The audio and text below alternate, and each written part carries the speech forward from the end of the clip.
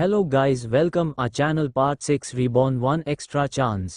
Chapter 51 सिंहासन निर्वाण। नील और सिद्धार्थ अभी निराली और मिस्टर विल्सन के सामने खड़े उनकी बातें सुन रहे थे। जब उन्होंने मिस्टर विल्सन की बातें सुनी तो जहां निर्वाण और नील को गुस्सा आ रहा था वही सिद्धार्थ एक स्माइल के खड़ा था, जैसे वो जानता हो कि आगे क्या होने वाला है। और जब वो लोग निराली के मिस्टर विल्सन को दिए जवाब सुनते हैं तो निर्वाण के चेहरे पर राहत भरी स्माइल आ जाती है और आंखों में अनकही सी चमक। वही नील और सिद्धार्थ को हंसी आ रही थी, लेकिन वो हंसे नहीं। आखिर ये एक बिजनेस सेटिंग थी और मिस्टर विल्सन उनसे बिजनेस के मामले से जुड़े थे। वही सिद्धार्थ तो ये भी जानता था कि वो एक अच्छे इंसान है और एक तरह से उनके अच्छे दोस्त भी थे।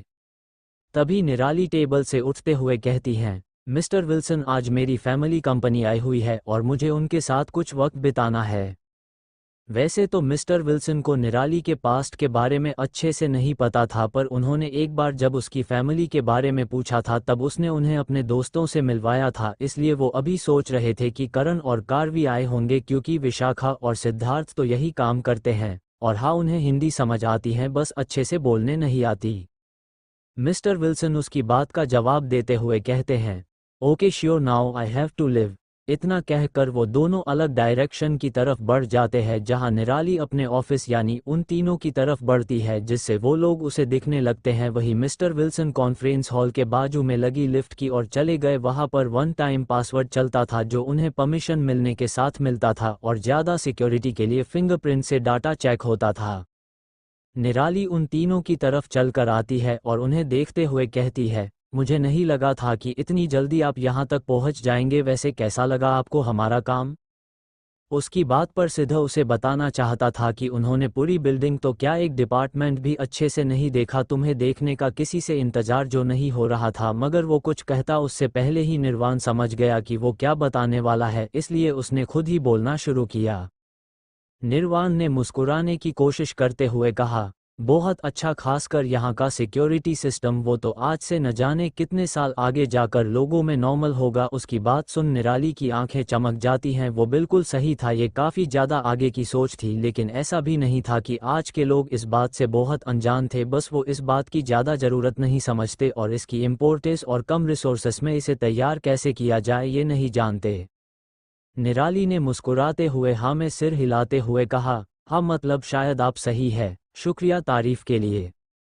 नील धीरे से निर्वाण के कान के पास कहता है, वैसे तो भाभी ने कहा काफ़ी प्रोफेशनली है और काफ़ी नॉर्मल शब्द ही बोले हैं, मगर क्या वो में ही जिसे लग रहा है कि इसमें भी अलग तरह का अपनापन है। जिस पर निर्वाण ने कोई जवाब नहीं दिया, लेकिन निराली के लिए ऐसा कुछ नहीं था। उसने निराली की तरफ देखकर उसी की तरह प्यार से मुस्कुराते हुए कहा, यू वेलकम। वही ये सब सिद्धार्थ बड़े ही शांति से देख रहा था। उसे इस बात के आसार नजर आ रहे थे कि जल्द वो किसी का साला भी बनने वाला था।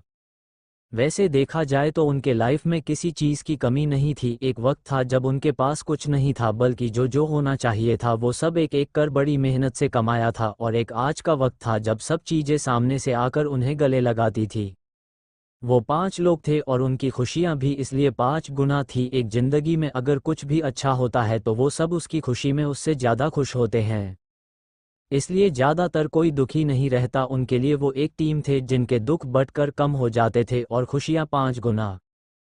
फिर निराली आगे बढ़कर अपने ऑफिस के बड़े से कांच का डोर, जो अभी ट्रांसपेरेंट नहीं दिख रहा था, उसके पास अपनी फिंगर स्कैन करती हैं, जिससे वो दरवाज़ा ओपन हो जाता है और वो सब लोग एक एक कर अंदर जाते हैं। अंदर एक अलग ही तरह की दुनिया थी। सब कुछ वेल फर्निश और बहुत ही ज़्यादा हाईटेक था, जिसकी कल्पना भी उन्होंने नहीं की थी।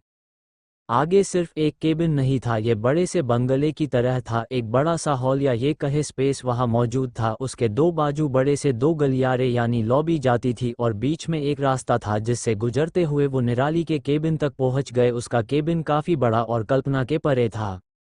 एक बड़ी सी कस्टमाइज्ड टेबल, उसके पीछे किसी सिंहासन जैसी कुर्सी पर उसे बिल्कुल आरामदायक और आधुनिक तरीके से डिज़ाइन किया गया, लेकिन उसमें रॉयल एलिमेंट डाले हुए थे। उसमें रॉयल रेड कलर के डायमंड और डिज़ाइन अलग ही तरह की रॉयल फीलिंग दे रही थी। वहाँ रखा वो एक तरह से सिंहासन ही था जो एक मास्टरपीस की तरह दिख रहा था।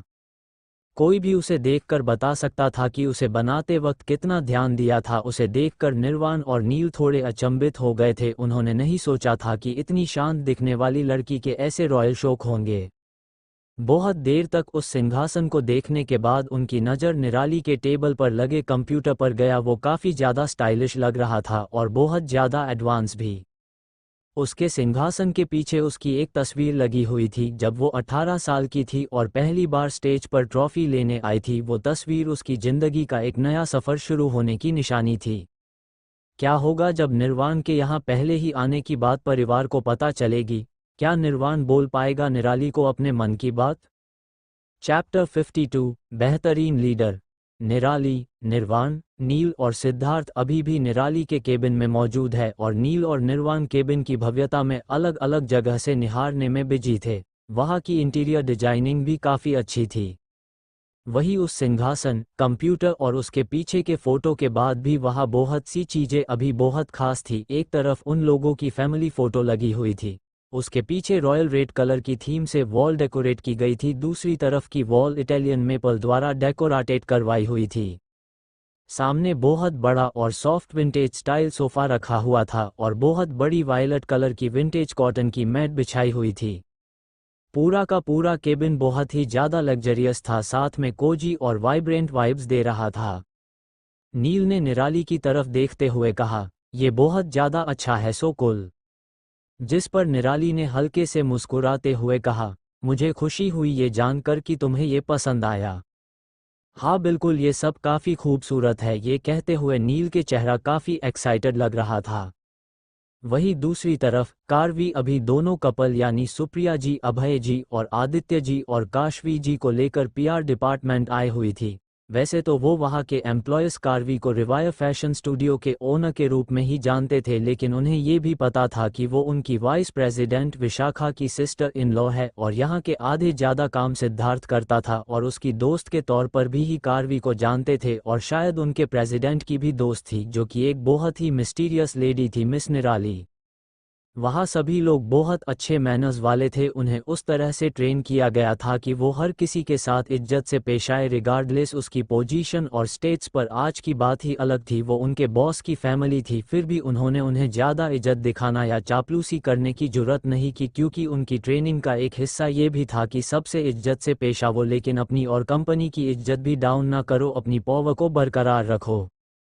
सब बहुत ही ज़्यादा टैलेंटेड और अच्छे बिहेवियर वाले लोग थे। उनका सिलेक्शन, मैनेजमेंट देखकर वो चारों हैरान थे। वो लोग भी सालों से अपना अपना बिजनेस संभाल रहे थे, यहाँ तक कि आदित्य जी तो रिटायर भी हो गए थे, मगर अब तक उन्होंने इतनी fine management and selection skills नहीं देखी थी। वो इन सब के बारे में अपनी बेटी से पूछना चाह रहे थे, लेकिन देखने के लिए अभी बहुत कुछ था जो उनकी हैरानी को नया मुकाम दे रहा था, और ये सब देख वो समझ पा रहे थे कि उसकी इतनी जल्दी इतनी बड़ी बड़ी और ज़्यादा सक्सेस की वजह क्या है। इन सब में उनके मन में निराली के लिए गर्व की भावना बढ़ते ही जा रही थी। यही बाकी जगहों पर भी चल रहा था। जहां दादा दादू के साथ विशाखा मैनेजिंग डिपार्टमेंट में थी, वहां पर भी दादाजी और दादी वहां का मैनेजमेंट देख हैरान और काफ़ी ज़्यादा इम्प्रेस थे। आखिर वहां एक चीज़ भी इधर उधर नहीं थी, जैसे हर एक चीज़ वेल रिपोर्टेड थी। दादू ने उत्सुकता से विशाखा से पूछा, "बच्चा, ये डिपार्टमेंट तो काफ़ी अच्छा है और यहाँ की मैनेजमेंट और वर्कर्स का जवाब नहीं, पर यहाँ कुछ ज़्यादा ही वर्कर नहीं है और इस डिपार्टमेंट के हेड कहाँ है?" विशाखा ने स्माइल करते हुए जवाब दिया, "दादू, ये कंपनी का सबसे बड़ा डिपार्टमेंट है, यहाँ सबसे ज़्यादा वैकेंसीज निकलती है और यहाँ कोई हेड नहीं। यहाँ का सारा डाटा डायरेक्ट डेली बेसिस पर सीईओ के पास जाता है और उन्हें इनके काम के हिसाब से सब कुछ दिया जाता है, सैलरी, इंक्रीमेंट, बोनस या और कोई फैसिलिटीज़। वही पीआर डिपार्टमेंट में ये सब सिद्धार्थ संभालता है और बाकी के डिपार्टमेंट में।" उसकी बात सुन दादा दादी हैरान हो जाते हैं और हैरानी से बोलते हैं, "मतलब इस डिपार्टमेंट का कोई हेड नहीं है?" विशाखा सरहा में हिलाते हुए कहती हैं, "हाँ, आप बिल्कुल सही सोच रहे हैं और इन्हें इनका एक स्पेशल अकाउंट मिला हुआ है जहां पर पूरे कंपनी के वर्कर्स अपना अपना level of skills, work ratio और पेमेंट, इंक्रीमेंट चेक कर सकते हैं। ये पूरी तरह से ट्रांसपेरेंट है, जो कि और एक वजह है कि ये लोग सोचते हैं कि वो अपने लिए काम कर रहे, ना कि कंपनी के लिए।" उसकी बात सुन उन दोनों को सब समझ में आ जाता है और पसंद भी। वही सबसे ज़्यादा खास बवाल तो टेक्निकल डिपार्टमेंट में हो रहा था, जहां पर करण सारे सिंगल लोगों के साथ था। यूं कह लो अरमान जी, सारांश जी, अर्थव, अयान, अहीर और आहान को दिखाने लाया था। टेक्निकल टीम में बस कुछ 15 लोग थे और उन 15 लोगों के पास अपने अपने कस्टमाइज एडवांस कंप्यूटर थे और बहुत से अलग अलग गैजेट्स जो कि कंपनी ने ही स्पॉन्सर किए होते हैं। वो सब देखकर सब लोग बहुत हैरान होते हैं। सारांश जी करण की तरफ देखते हुए पूछते हैं, बेटा क्या तुम्हें पता है कि यहाँ पर सिर्फ 15 लोग क्यों काम कर रहे हैं? करण हाँ में सर हिलाते हुए कहता है, जानता हूँ अंकल, एक्चुअली ये सब लोग बहुत ज़्यादा स्किल्ड है और इनकी स्टडीज़ भी कंपनी ने ही स्पॉन्सर की थी। इनका आईक्यू भी बहुत ज़्यादा है, इनका मुकाबला कोई 3 मल्टीनेशनल कंपनी के टेक्निकल डिपार्टमेंट की टीम मिलकर भी नहीं कर सकती। उसकी बात सुनकर वो सब हद से ज़्यादा हैरान हो जाते हैं। गौर से वहाँ काम कर रहे लोग गैजेट्स और उनकी अनस्टॉपेबल स्पीड को देख रहे थे। अर्थवर अपने बाल खुजाते हुए, मेरी बहन तो टेक्नोलॉजी में काफ़ी अच्छी है और शायद मुझसे भी कहीं गुना अच्छी सीईओ। उसकी बात पर सब हाँ में हाँ मिलाते हैं तो अर्थवर चिढ़ते हुए कहता है, माना कि वो बहुत ज़्यादा अच्छी है मगर कम से कम मेरा मन रखने के लिए मैं भी अच्छा हूँ बोल देते। उसकी बात सुन सब हंसने लगते हैं। सारांश जी अपनी हंसी रोकते हुए ये कहते हैं, वैसे बेटे ये काम तो आहान का है, आप कब से करने लगे? जिस पर सब खामोश होकर जवाब के लिए अर्थवर की तरफ देखने लगे। वही आहान का मुंह बन गया, जिसे देखकर उसके पास खड़े अहीर ने उसके सर पर हल्के से टपली मारी, जिसे देखकर आहान मुंह फूला अहीर को देखने लगा तो अहीर ने नामे अपनी गर्दन हिला दी। वही जब अर्थवर ने सबको अपने जवाब का इंतजार करते देखा तो उसने मुस्कुराते हुए कहा, जब से घर में कोई मुझसे भी ज़्यादा जिम्मेदार इंसान आ गया है तब से। पहले तो किसी को उसकी बात का मतलब समझ नहीं आता, मगर जब समझ आता है कि वो निराली की बात कर रहा है तो सबके चेहरों पर मुस्कान आ जाती है। वही करण को ये सुनकर काफ़ी अच्छा लगा था। आखिर उनके घर पर हमेशा निराली ही होती थी जो फैसले लेती थी, तो उसे डर था कि ये हक उसे भार्गव परिवार में नहीं मिलेगा और उसे फैसले लेने की आदत हो चुकी थी, अब वो बदली नहीं जा सकती थी। और ऐसा भी नहीं था कि उसमें काबिलियत नहीं थी, वो एक बेहतरीन लीडर थी। चैप्टर 53 भाग्यशाली माँ बाप और मेजबान जी। निराली की कंपनी में भार्गव और सूर्यवंशी परिवार आया हुआ था।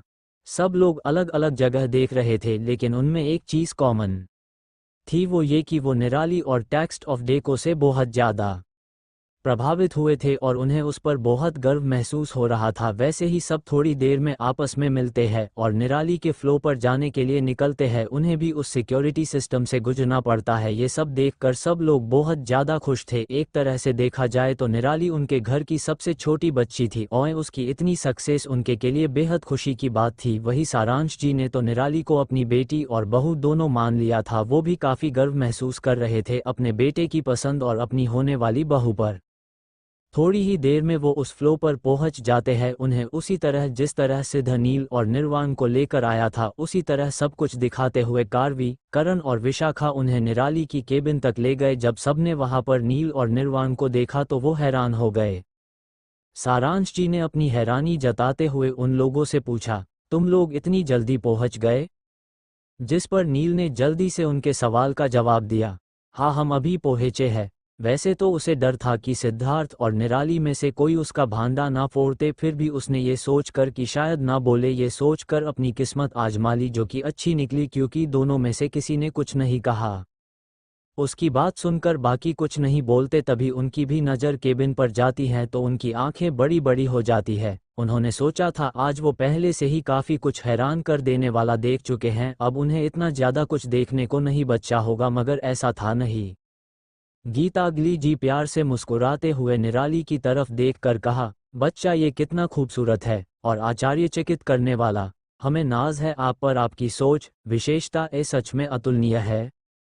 उस पर निराली हल्के से मुस्कुरा देती है। वही सारे लड़कों और निराली की टीम की नज़र निराली की उस प्यारी मुस्कान पर थी तो सारे बड़े लोग एक एक कर उसे बता रहे थे कि उन्हें उस पर कितना गर्व है। जब लास्ट में ये बात आदित्य जी निराली की तरफ देखते हुए कहते हैं, हम तो खुद को भाग्यशाली समझते हैं कि आप हमारी बेटी है, तो उन्हें निराली किसी सोच में खोई हुई मिलती है तो वो उसे देखने लगते हैं। उनको शांत होता देख सब उनकी तरफ देखने लगते हैं और जब उनकी नज़रों का पीछा करते हैं तो वो भी निराली को किसी सोच में खोया पाते हैं। तब निराली की माँ काशवी जी निराली से प्यार से पूछती है, क्या हुआ बच्चा, आप कहाँ खो गए?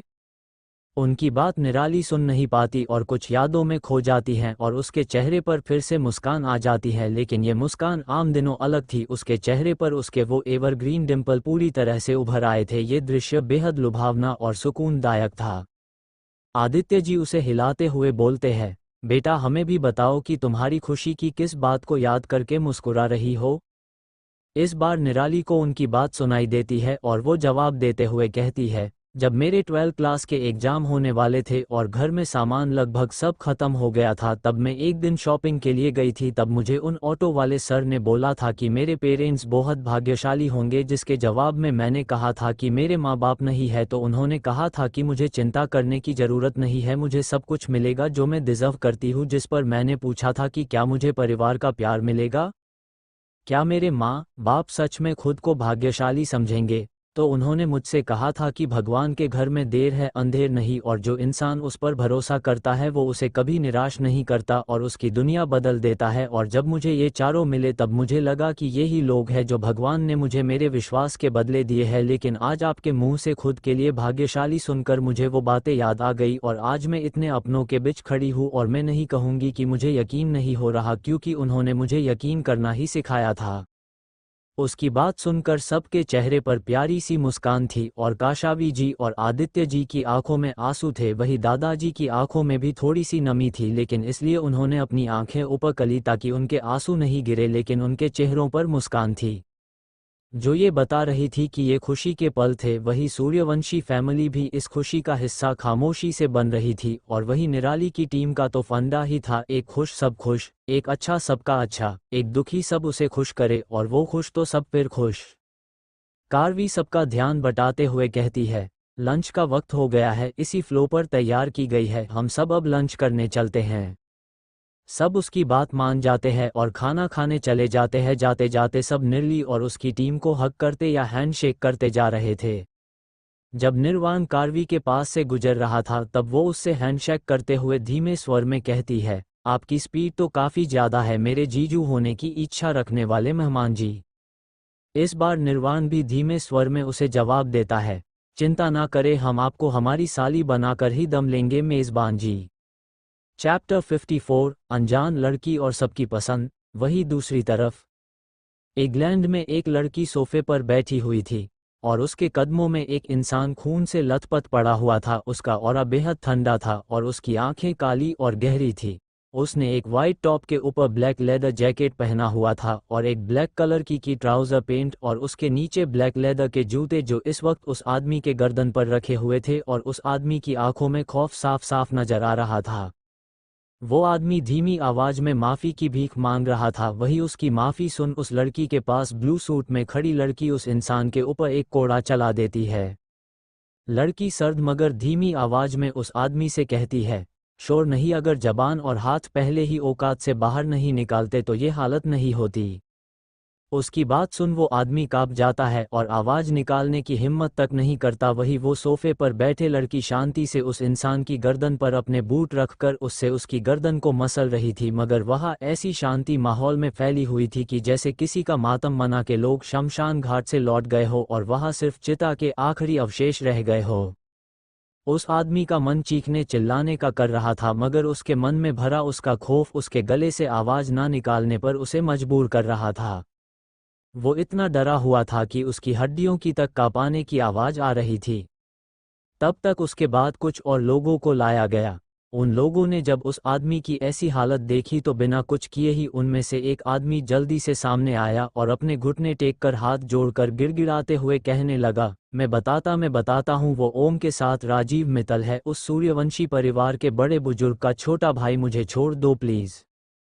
तभी उन्हें उस लड़की की आवाज आती है जो ब्लू सूट में थी, ले जाओ इनको और सबको छोड़ावो।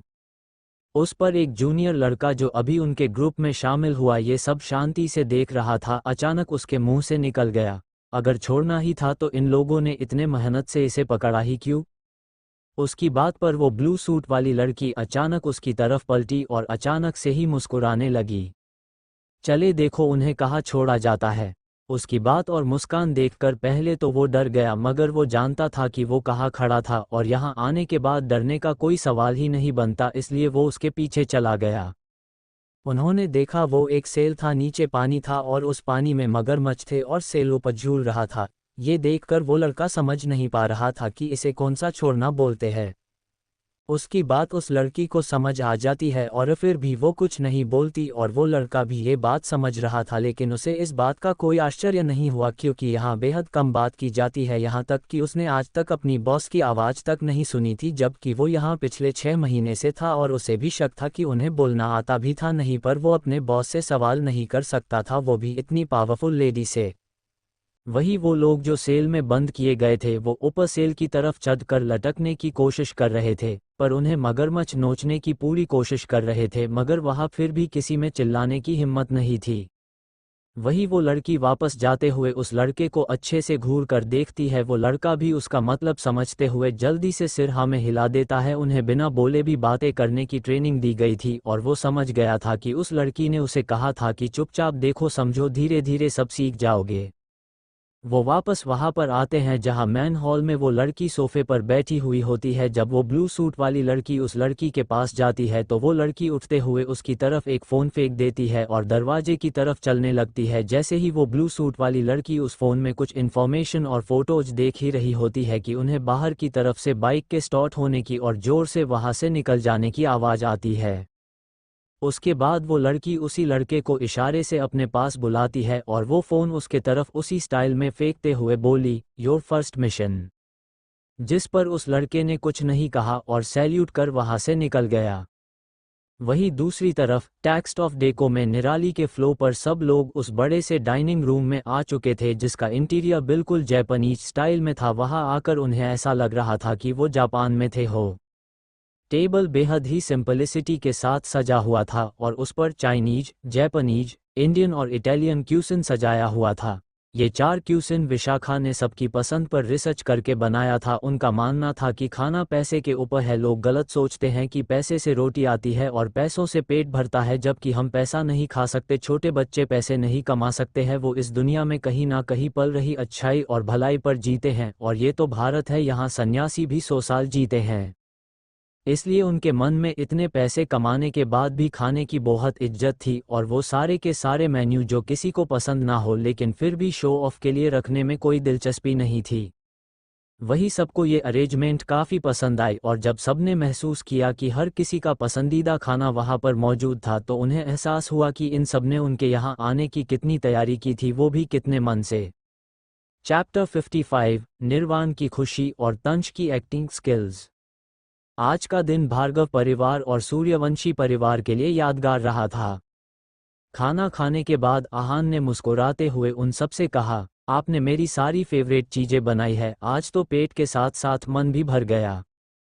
उसकी बात सुन सब मुस्कुराने लगे। तभी अर्थवर ने निराली के पास आकर उसके कंधे पर हाथ रखकर कहा, सच में आज का दिन बेहद खास रहा। अब टेक्स्ट ऑफ डेको का तो हमने टेस्ट ले लिया, अब एक दिन तुम सब हमारी भार्गव कॉर्पोरेशन चलोगे। मैंने उसे तुम्हारे जितना अच्छा तो नहीं रखा, लेकिन न पसंद करो इतना बुरा भी नहीं है।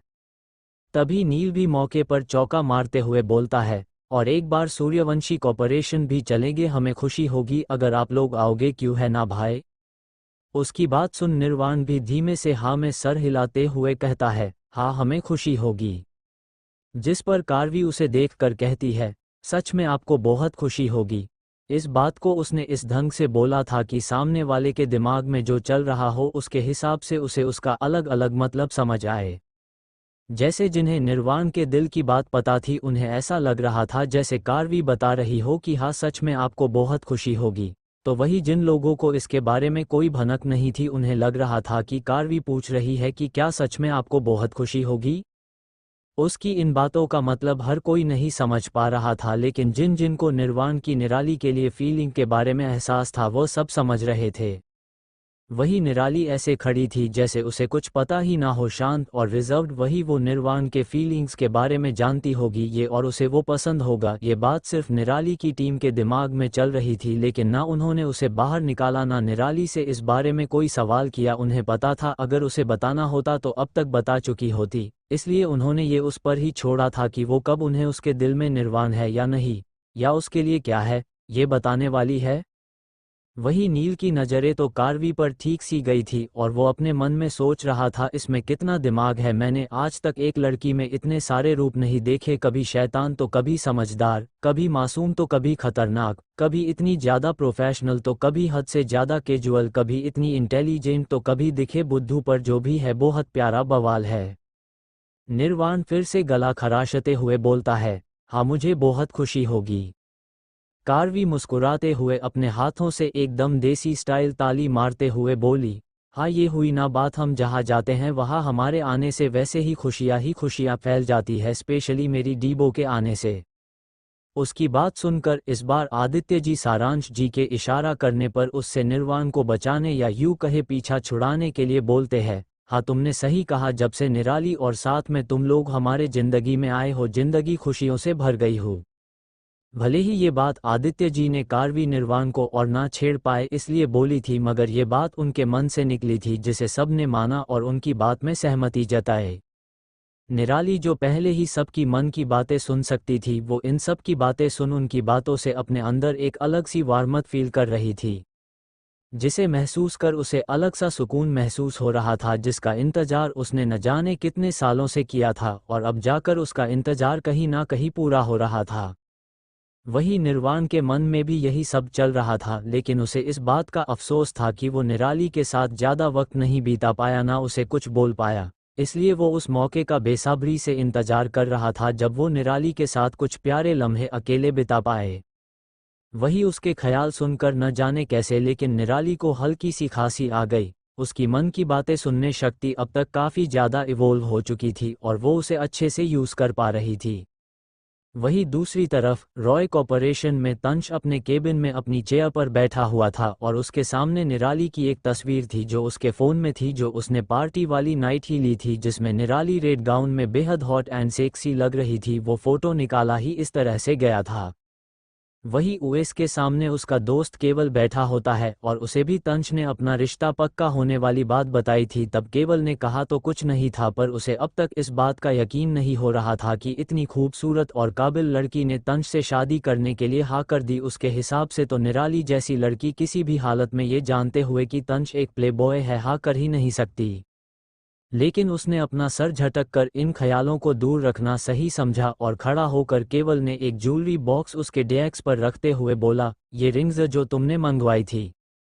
जिस पर तंश ने उस बॉक्स को उठा लिया और खोलकर उन रिंग्स को देखने लगा। दोनों एक जैसे हीरे की अंगूठी थी जिसमें अच्छे क्वालिटी के हीरे रखे हुए होते हैं, लेकिन एक रिंग पर तंश का नाम बेहद ज़्यादा स्पष्ट तरीके से लिखा गया था और दूसरे पर कुछ भी नहीं था। उसे देखकर तंश के चेहरे पर हल्की सी खतरनाक मुस्कान थी जो केवल के नज़र में आए उससे पहले उसने छुपा ली। वो अपने मन में बोलने लगा, मेरी बनने के लिए तैयार हो जाओ मिस सीओ निराली भार्गव, डोंट वरी, एक बार तुम मेरी फिर तुम्हें मेरी औरत के अलावा कुछ और बनने नहीं दूंगा। वही केवल उसके मन सुबह से पूरी तरह से अनजान भी नहीं था, कहीं ना कहीं उसे शक था कि कुत्ते की दुम कितनी भी सीधी करने की कोशिश करो रहती अक्सर टेडी ही है। वो उसे कुछ ना बोलता देख तंश से कहता है, चल तेरा काम हो गया मैं चलता हूँ। उसकी बात सुन तंश अपने ख्यालों से बाहर आया और उसे देखते हुए बोला, अभी तो आया था अभी जा रहा है। उसके इस सवाल पर केवल ने हंसते जवाब दिया, अभी काम का वक्त है, ना मैं काम करूँ ना तुम्हें करने दूँ। इतना बुरा और निकम्मा दोस्त मैं नहीं बनना चाहता।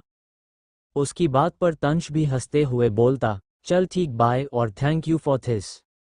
जिस पर केवल बस हल्की मुस्कान के साथ सर हिला देता है। उसके जाने के बाद तंश वो बॉक्स अपने ड्रॉवर में डालकर लॉक लगा देता है और अपनी सेक्रेटरी मानसी को आवाज़ देता है। मानसी जब अंदर आती है तो तंश की तरफ देखते हुए कहती है, ये सर। तंश जब उसकी आवाज़ सुन उसकी तरफ देखता है तो तंश जिसने मानसी को कॉफ़ी लाने के लिए बुलाया था वो मानसी को देखकर कुछ पल लिए जैसे सब कुछ भूल गया था। मानसी ने एक short pink midi white colour V shape neck का टॉप के साथ स्टाइल की हुई थी। उसमें उसकी गोरी थाइज, पतली कमर, प्यारी सी बेली और हल्की हल्की क्लीवेज शो हो रही थी।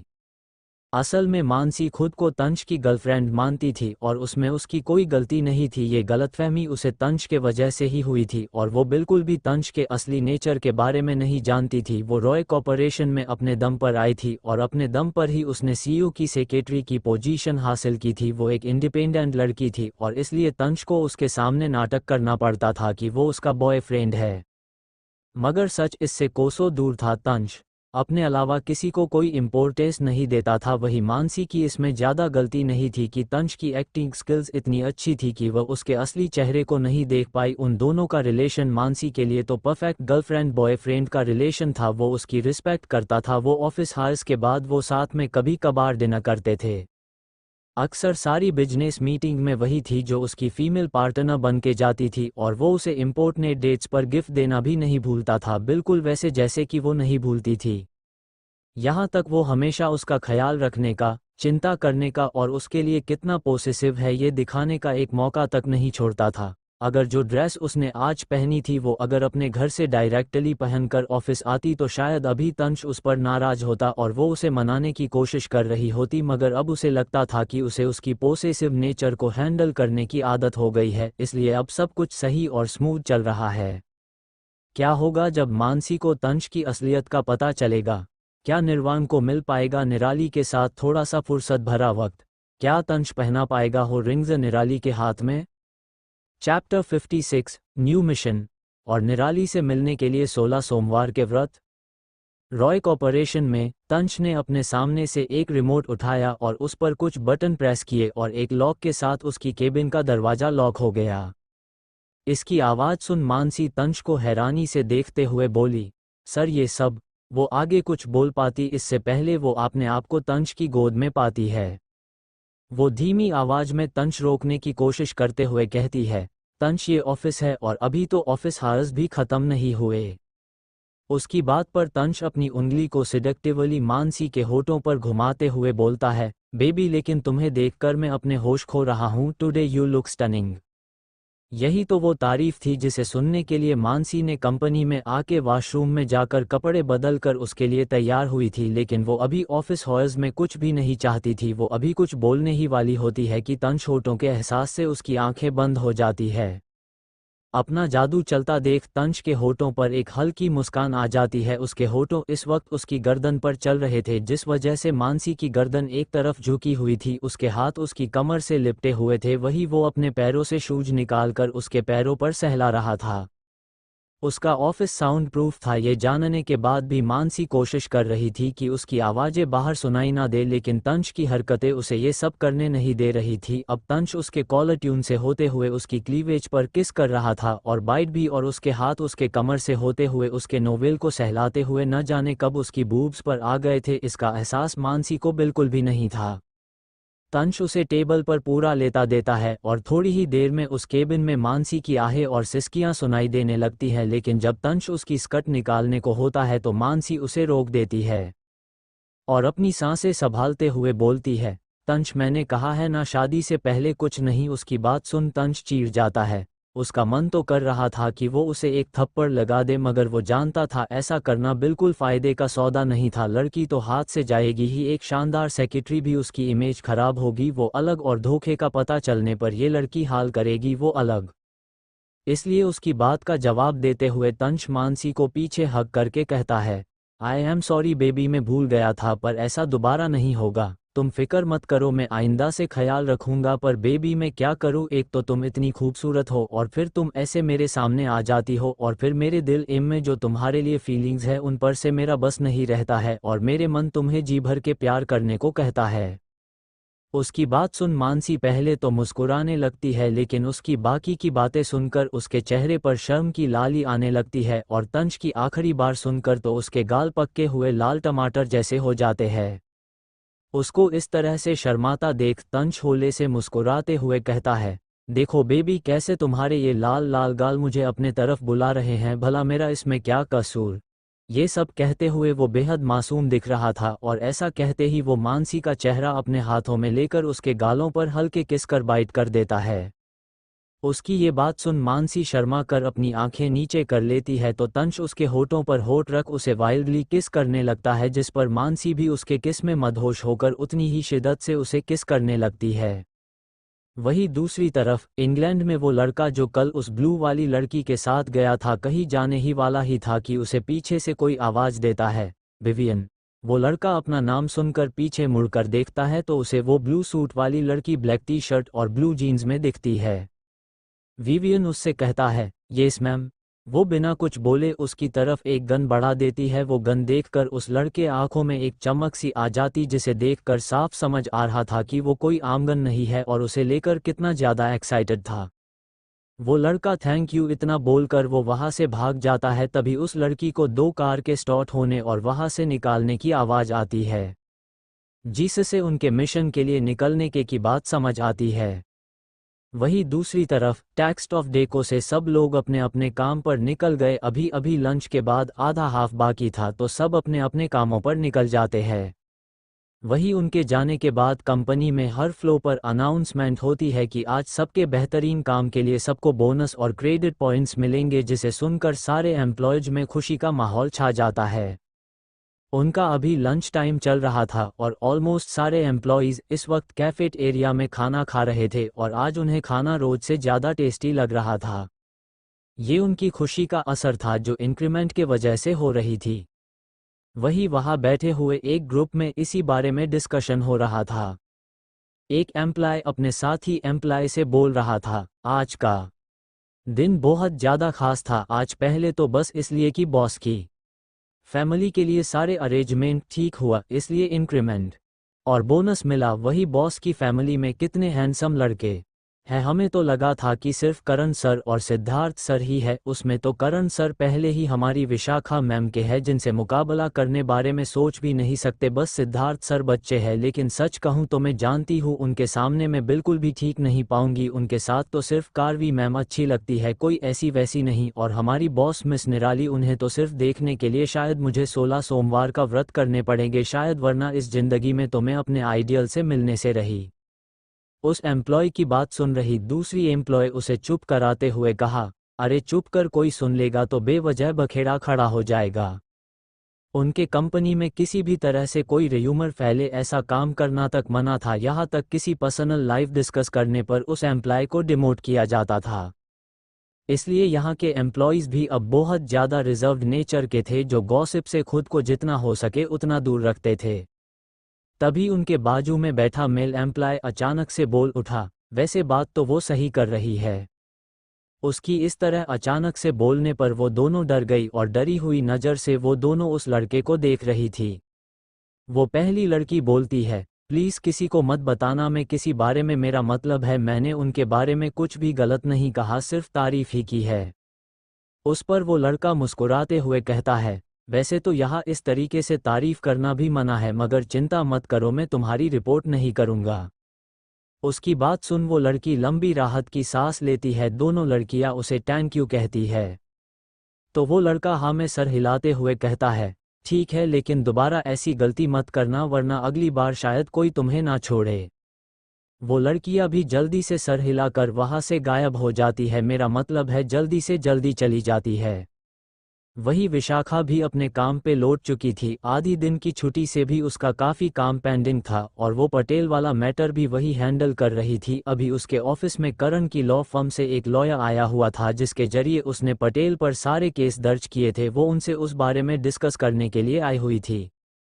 वही टेक्स्ट ऑफ डेको ने पटेल को बायकॉट कर दिया था। अब उसका बिजनेस सिर्फ और सिर्फ उसके बड़े भाई के रहमो कर्म पर चल रहा था और अपने भाई की ऐसी हालत, वो भी सिर्फ इतनी सी बात पर एक वाइस प्रेसिडेंट कर सकती है, तो उस कंपनी के सीईओ से पंगा लेने पर क्या होगा, इस डर से उसके बड़े भाई भी उसकी ज़्यादा मदद करने डर रहे थे। इसलिए अब वो कब तक सर्वाइव कर पाएगा उसे भी नहीं पता था। चैप्टर 57 जंगल राज और मिशन सक्सेसफुल। विशाखा के केबिन में इस वक्त एक लॉयर आए हुए थे और विशाखा का वेट कर रहे थे और विशाखा अभी बिजी थी, इसलिए वो उनको थोड़ी देर के लिए वेट करना पड़ा। जब विशाखा अंदर आए तो लॉयर एडी उसका वेट कर रहे थे। उनको देखते हुए विशाखा अपनी जगह पर बैठते हुए बोलती है, मेरा इंतजार करने के लिए शुक्रिया। वो क्या है ना, कंपनी में कुछ इम्पोर्टेंट पीपल विजिट करने आए थे, जिस पर मिस्टर रेड्डी, जो कि 36 साल के उम्र के इंसान थे, उन्हें अपने सामने बैठी इस यंग लड़की के कॉन्फिडेंस और ओरा से प्रेशर फील हो रहा था। उन लोगों ने बहुत देर तक सब कुछ डिस्कस किया, जिसमें विशाखा ने एक एक एलिगेशन किस तरह से कौन सा कब लगाना है सब कुछ एक्सप्लेन किया, यहाँ तक कि कौन सा प्रूफ कहाँ यूज़ करना ये भी। उसकी हर तरफ से बेहतरीन नॉलेज को देखकर मिस्टर रेड्डी काफ़ी प्रभावित होते हैं। मिस्टर रेड्डी कुछ कहना चाहते थे मगर वो समझ नहीं पा रहे थे कि वो कहे या नहीं। आखिर वो उनके बॉस की मंगेतर थी और बेहद डेंजरस बिजनेस वुमन भी। लेकिन उनकी इस हिचकिचाहट को देख लेती है और सामने से पूछती है, क्या आप कुछ पूछना चाहते हैं? जिस पर मिस्टर रेड्डी अचानक से किए इस सवाल से हड़बड़ा जाते हैं और जल्दी से जवाब देते हैं, जी नहीं। जिस पर विशाखा मुस्कुराते हुए उनसे बोलती है, क्या सच में? सोच लीजिए, मैं फिर नहीं पूछूंगी। उसकी बात सुन मिस्टर रेड्डी थोड़ा सा हिचकिचाने के बाद आखिर में पूछ ही लेते हैं, मैम मुझे ये बात समझ नहीं आई कि बस देर से आने की वजह से और आपको नाराज करने के वजह से आप उनके खिलाफ इतना बड़ा कदम क्यों उठाया। मुझे नहीं लगता कि इन सब की ज़रूरत थी, आपकी पावर बहुत ज़्यादा है। ऐसे में इतना कहकर वो रुक जाते हैं और थोड़ी देर बाद फिर से एक्सप्लेन करने की कोशिश करते हैं, मेरा मतलब है कि। उनके रुकते ही विशाखा सीरियस होकर उनकी तरफ देखती है जिससे वो थोड़ा डर जाते हैं। तभी विशाखा अपने हाथ में पकड़ी फाइल नीचे रखते हुए अपने दोनों हाथों की हथेली को आपस में उलझाकर उनकी तरफ देखते हुए कहा, किसने कहा कि बात देर से आने की है? उसकी बात सुनकर मिस्टर रेड्डी असमझ में उसकी तरफ देखने लगे।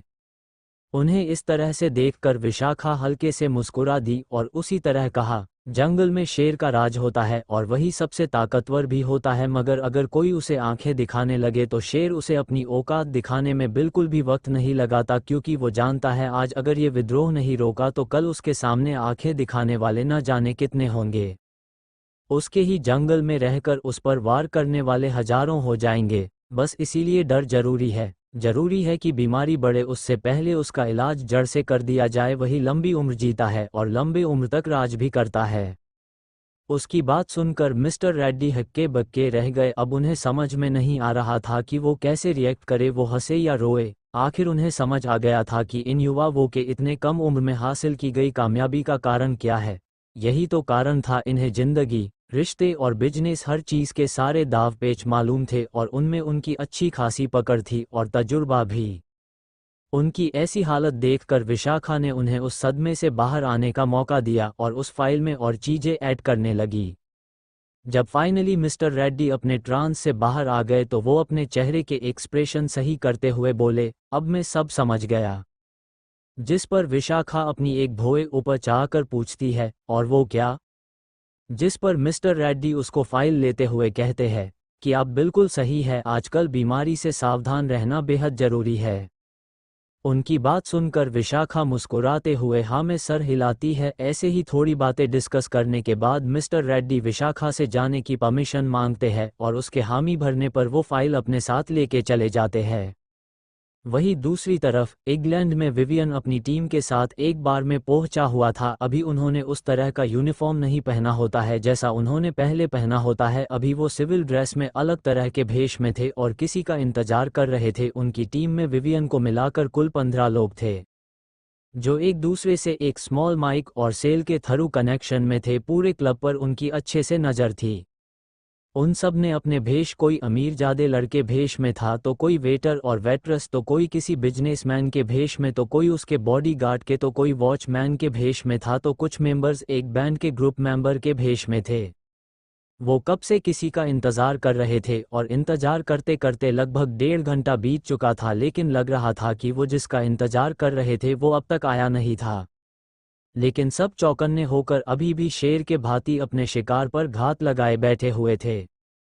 कुछ देर बाद वहां 3 गाड़ियां आकर रुकती है। पहली गाड़ी में से 2 गार्ड आकर दूसरी गाड़ी का दरवाजा खोलते हैं। वही बाकी के गार्ड्स जो पहली और दूसरी गाड़ी से निकले थे वो आसपास की जगह चेक कर रहे थे कि वो सुरक्षित है या नहीं।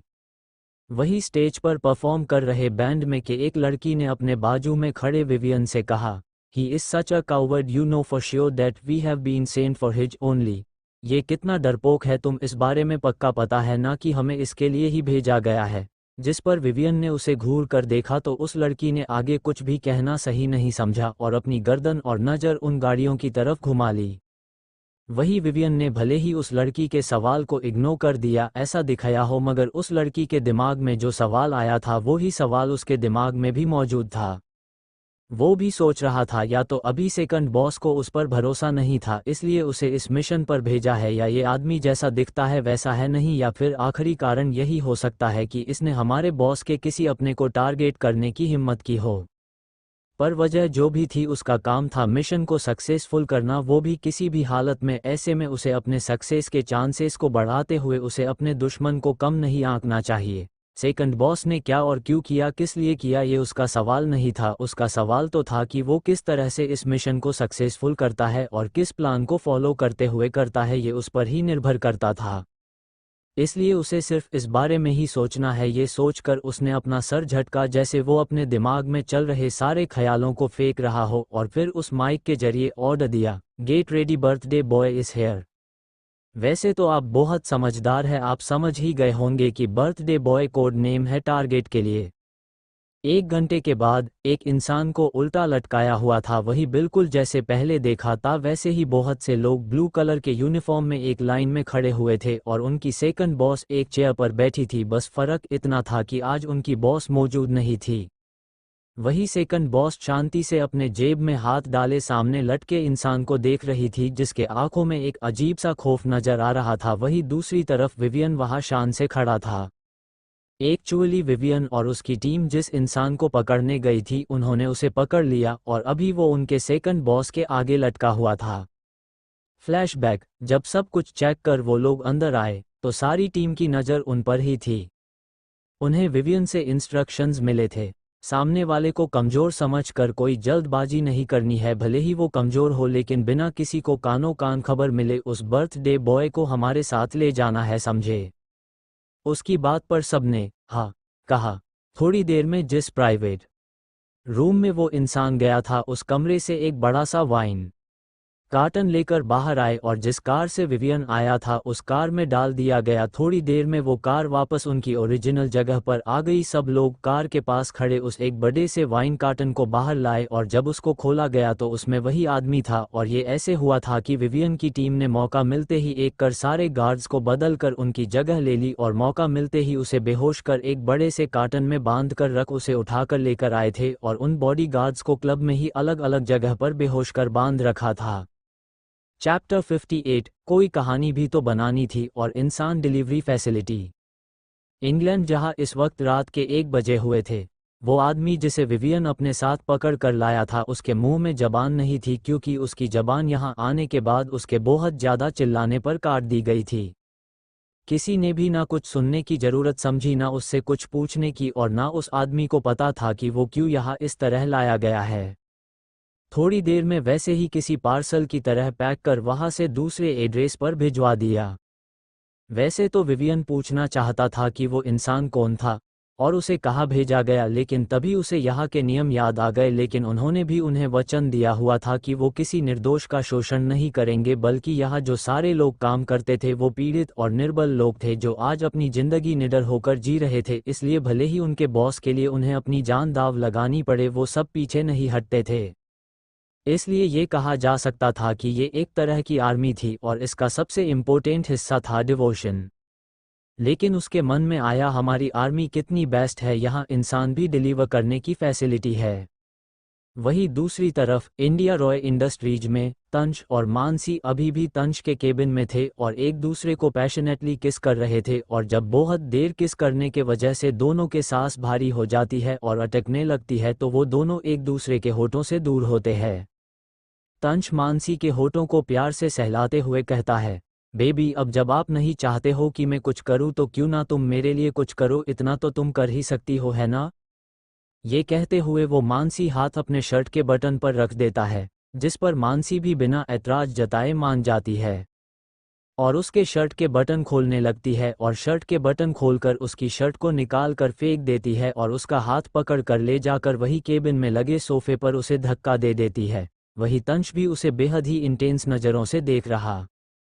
असल में एक मानसी बहुत प्यारी लड़की थी, बिल्कुल वैसी जैसी एक लड़की को होना चाहिए, और तंश को भी बहुत पसंद थी। इसलिए वो उसके लिए ये सब नाटक करता था, वरना वो बहुत डरावना था। मगर कहते हैं ना, कुछ लोगों की फितरत होती है, उसी तरह तंश की भी अब आदत हो गई थी। वफादारी क्या होती है ये तो उसे अब पता नहीं था। इसलिए ओरिजिनल नॉवेल में मैन लीड होकर भी उसने कितनी सच्चे दिल वाली लड़कियों का दिल उसने तोड़ा था, जिसमें मैं पुरानी निराली के साथ साथ मानसी का भी नाम था।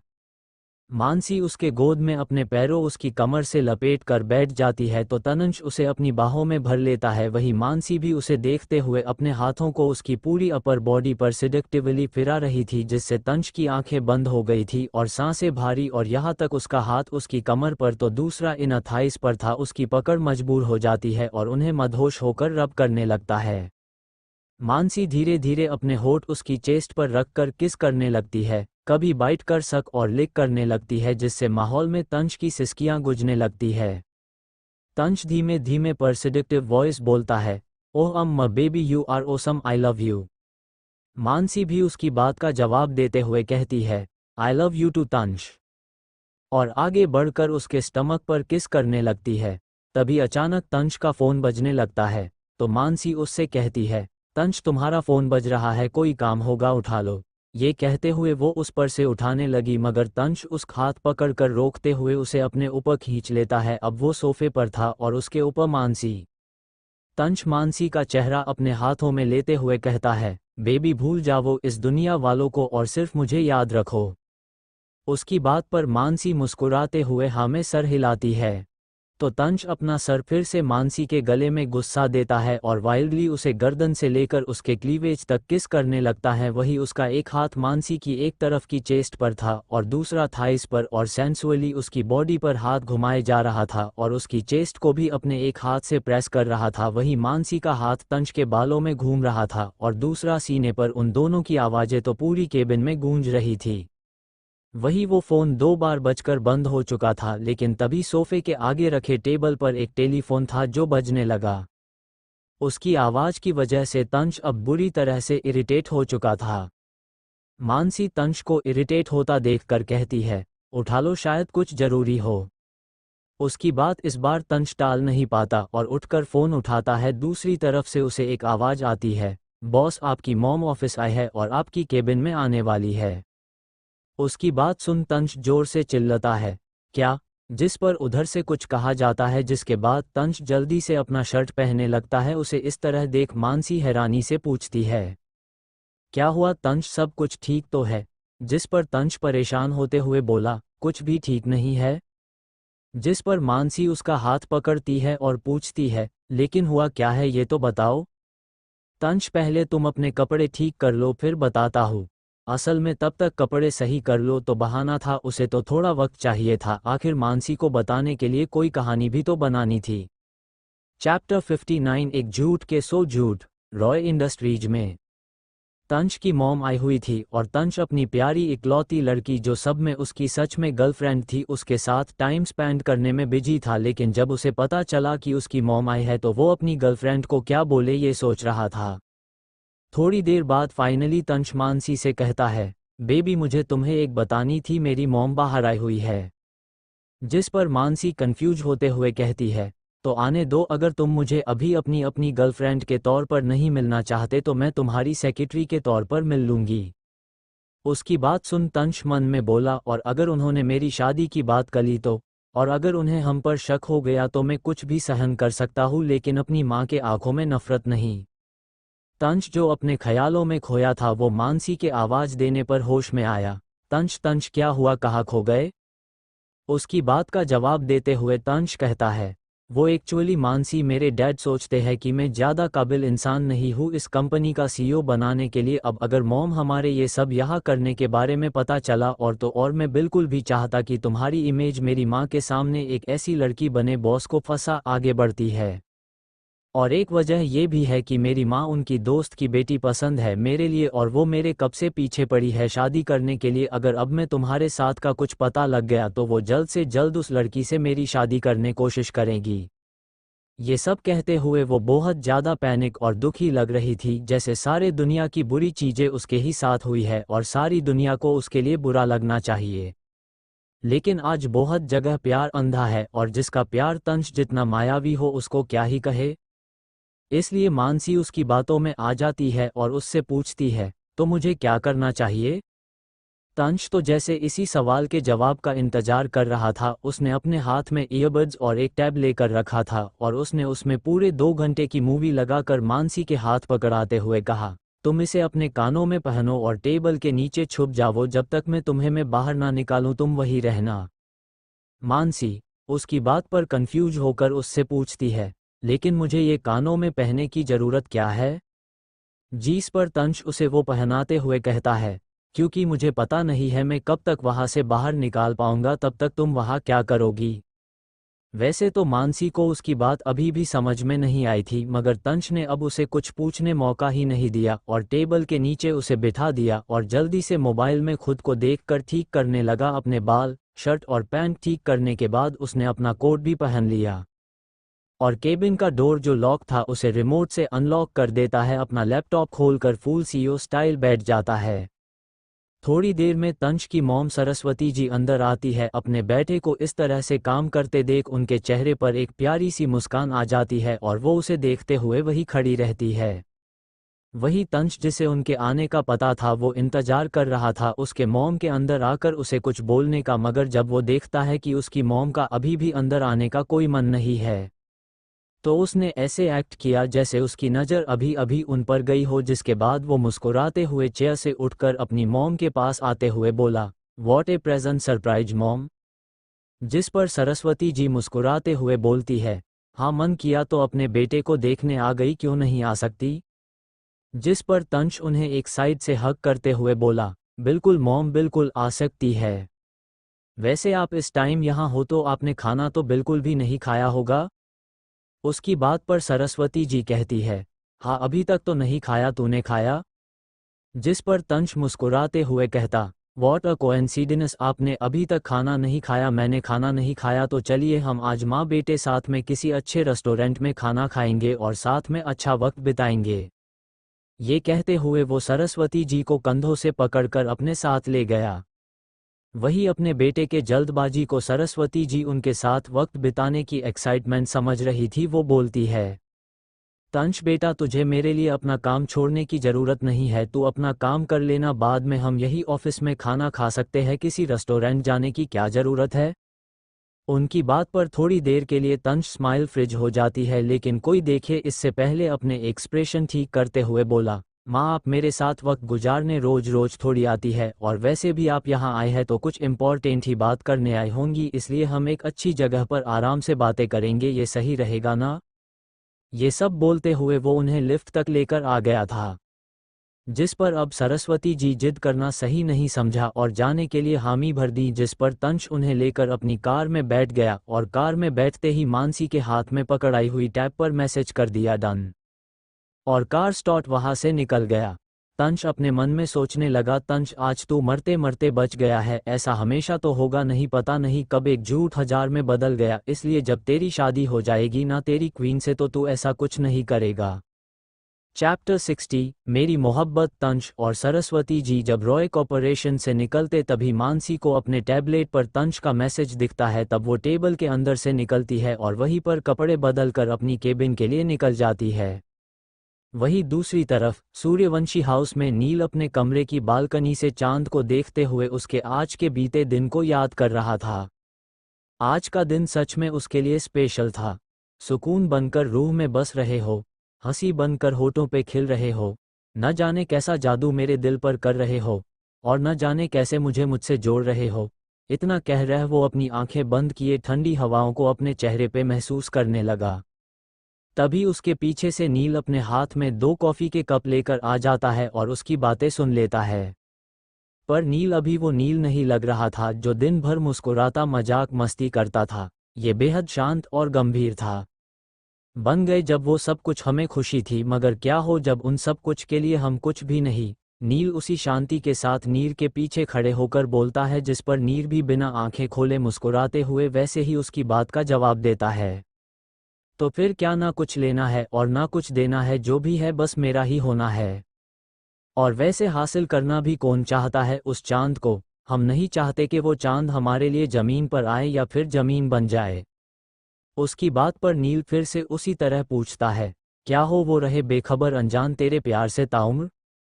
जिस पर नील उसकी तरफ देख कर कहता है, तो क्या उसे अपने ही दिल से उसे मिटा दे या चीर कर बाहर निकाले, है तो वैसे भी मेरी मोहब्बत। उसकी बात सुन नील उसे कुछ पल हैरानी से देखता है और कहता है, मोहब्बत या इश्क है क्या, हमें नहीं पता, पर तुम्हें देखकर पागलपन लग रहा है। उसकी इस बात पर दोनों के चेहरे पे एक हल्की सी मुस्कान आ गई थी। नील नीर के कंधे पर हाथ रखते हुए बोलता है, चिंता मत करो ब्रो, अभी तो बहुत से मौके और मिलेंगे हमारी भाभी माँ से बात करने के लिए, और नहीं मिले तो हम किस लिए है बना देंगे। उसकी बात सुनकर वो नील उसका हाथ अपने कंधे से हटता है और आगे निकल जाता है। वही नील उसे आवाज देते रह जाता है। नील भी फिर उसके पीछे चला जाता है। वही निराली आज फिर से अपने विला आ गई थी। इस वक्त बड़े से बाथटब में पानी और दूध के साथ चंदन, केसर जैसी जड़ी बूटियां मिलाई हुई थी, और निराली पूरी तरीके से पानी के अंदर थी और ठीक 16 मिनट बाद बाहर आती है। उसकी सांसें तेज चल रही थी। उसके आंखों के सामने अब तक उसकी जिंदगी किसी रील की तरह चल रही थी, और जो जो अब तक हुआ वो अब तक का सब कुछ वो सब याद कर रही थी। उसकी वो जर्नी जहाँ से सब कुछ खत्म होने को था पर कुछ नए से शुरू हो गया। जो जो उसकी पिछली जिंदगी में उसके पास नहीं था वो उसने 2 गुना हासिल कर लिया था। लेकिन उसे याद है कि उसके असली दुश्मन यानी कि ओरिजिनल निराली के असली दुश्मन उनकी की तो अभी भी एंट्री बाकी थी। इन सब के साथ उसके ऊपर ये खतरे और लड़ाई भी साथ आने वाली थी। पर वो निराली नहीं थी। ये निराली हर सिचुएशन का सामना करने के लिए तैयार है। उसके मुंह से अचानक निकला, आई आम वेटिंग। ये कहकर वो शैतानी तरीके से मुस्कुरा दी। वही सारिका और संजना पूरे 2 दिनों से लगातार शॉपिंग कर रहे थे, जिसमें सारिका के नाम पर आधी चीजें संजना ने खरीदी थी। कपड़े, ज्वेलरी और मेकअप के ब्रांड के तो जैसे शॉप खुल गए थे संजना के अपार्टमेंट में। खरीदारी करने के बाद वो एक चीज़ ट्राई करके देखते, और जब सारिका संजना पूछती मैं कैसी लग रही हूँ तो संजना जानबूझकर उसमें कमी निकालकर उसे फिर से वो खरीदने के लिए उकसाती। ऐसे ही न जाने कितने लाखों उन्होंने सिर्फ डेट के लिए शॉपिंग में उड़ा दिए थे, पर ये सिर्फ सारिका की तरफ से था। मगर सच तो ये था कि ये सब कुछ संजना सारिका से करवा रही थी। लास्ट में जब वो सब ट्राई करके थक जाते हैं तब वो दोनों उन सारे सामानों को संजना के रूम में छोड़कर हॉल में आकर खाने के लिए कुछ ऑर्डर करते हैं, क्योंकि उनमें से किसी को खाना बनाना तो आता नहीं है। ऐसा भी सारिका को लगता था, मगर सच ये था कि संजना को खाना बनाना आता था और वो अक्सर खुद के लिए खाना बनाती थी। पर वो इतनी अच्छी नहीं थी कि वो सारिका के लिए भी बनाए, और जब खर्च करने उड़ाने के लिए पैसे थे तो वो क्यों कष्ट उठाए। थोड़ी देर में बेल बजी तो वो दोनों खाना लेने गए और खाना लेकर आए और अनपैक किया। उसमें chicken lollipop, wine, pizza, burger और पास्ता जैसा ढेर सारा खाना था। जहां वो 2 लोग थे खाना कम से कम 6-7 लोगों का था। लेकिन उन्हें क्या, पैसे तो किसी और के बाप के थे, और आजकल बच्चे यहाँ अपने माँ बाप के बारे में नहीं सोचते। थोड़ी देर में उन्होंने लैपटॉप और होम थिएटर लगाकर मूवी का भी प्लान बना लिया और खाने बैठ गए। अभी अभी उन्होंने खाना शुरू ही किया था कि दरवाजे की बेल फिर से बजी। सारिका ने संजना की तरफ देखते हुए पूछा, तूने कुछ और भी मंगाया था? जिस पर संजना ना में सर हिलाते हुए कहती है, बिल्कुल नहीं, पहले ही इतना खर्चा हो चुका है, मैं तुम्हारा और खर्चा कैसे करा सकती हूँ। एक तुम हो जो मेरे लिए ये सब करती रहती हो, और एक मैं हो जो तुम्हारे लिए कुछ भी कर पाती। इतना कहकर मायूस होने का नाटक करती है, जिससे नॉर्मल सा सवाल पूछने वाली सारिका को अपने पूछे गए सवाल पर गिल्ट फील होने लगा। लेकिन शायद कोई भी उनका ड्रामा देखना नहीं चाहता था, इसलिए उन्हें फिर से दरवाजे पर नोक करने की आवाज़ आई। कौन होंगे ये लोग? क्या कभी खुलेगी तंश की असलियत उसके परिवार के सामने? कौन है ये लोग जो दे रहे निराली की जिंदगी में दस्तक? और कब खत्म होगा निर्वाण का इंतजार?